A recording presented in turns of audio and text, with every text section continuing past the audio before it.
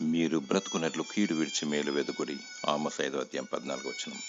దేవుని యందు విశ్వాసం కలిగి నీతి క్రియలు జరిగించువారు, ఆశ దురాశ లోభత్వం లేనివారు, చెడును అసహించుకొని ఇతరులకు మేలు చేయవారు భూలోకంలో సుఖదాయకంగా జీవిస్తారు, పరలోకంలో సదాకాలము బ్రతుకుతారు.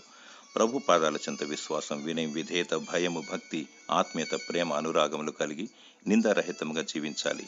దినదినము జీవాహారము భుజిస్తూ అనగా దైవ వాక్యమును ధ్యానిస్తూ ఆయన కట్టడలను విధులను పాటిస్తూ ప్రభు అయిన యేసుక్రీస్తు మార్గంలో పయనించాలి. సత్యవాక్యమును చేపట్టి వాక్యపు వెలుగులో వర్ధిల్లాలి.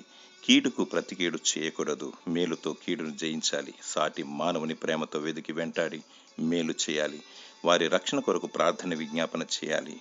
రెండవ మరణానికి గురి కాకుండా దేవుని చిత్తాన్ని నెరవేర్చే బుద్ధిగల కన్యకల వలె అంతం వరకు సహించుము.